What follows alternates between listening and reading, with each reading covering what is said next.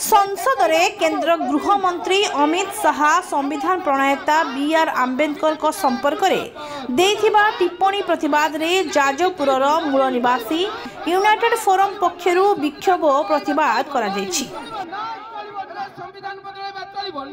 संगठनर नेता मनोरंजन जेना नेतृत्व में आयोजित एही विक्षोभ और प्रतिवाद सभा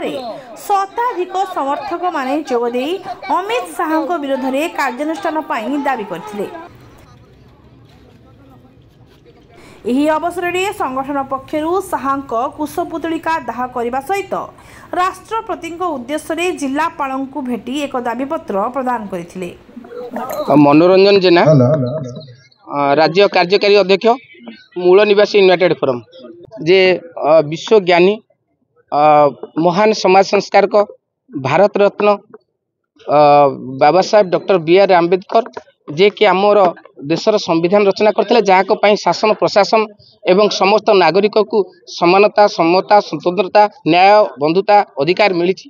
एवं तांको पाई आधुनिक भारत से निर्माता एवं तांको पाई गत 6 तारिख जो डिसेम्बर 6 महाप्राण दिवस रे 198टी देश रे प्रतिमूर्ति होता एवं श्रद्धांजलि दिवस पालन होता।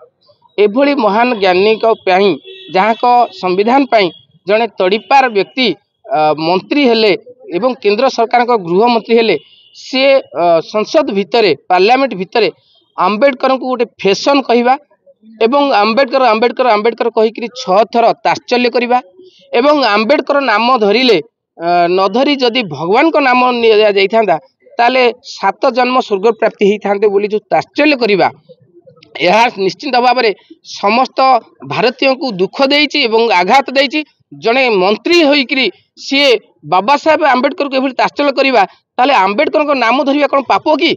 तेणु कौन पाई कहगला जे स्वर्ग प्राप्ति हम आमर स्वर्ग प्राप्ति दरकार नहीं आमर यही मर्तर जिते प्राप्ति दरकार ताहा केंद्र सरकार आमको दे पारि नाहांती मौलिक अधिकार देना समाजवाद देना गणतांत्रिक देना धर्मनिरपेक्ष देना संविधान को कुठारघात कर जाति नाम धर्म नाम देशर अराजकता चलती दरदाम हु वृद्धि पाई आदिवासी मानक आज पर्यंत भूमिपटा मिली ना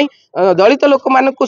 न्याय अधिकार जो मौलिक अधिकार संरक्षण दि जा पारना घरोईकरण संरक्षण ना घर प्राइवेटेशन रिजर्वेशन को हटई दि जाइए एवं पीओ एक्ट को कोहल कर दि जाउछि। एपरि क्षेत्र में जड़े देशर निर्माता को एभली अपमान करा जिबा एवं संसद भितर ताकू कोनोसी दल कोनोसी संगठन कोनोसी व्यक्ति भी सहाय करि पारुनांती जोथि पई आज मूल निवासी यूनाइटेड फोरम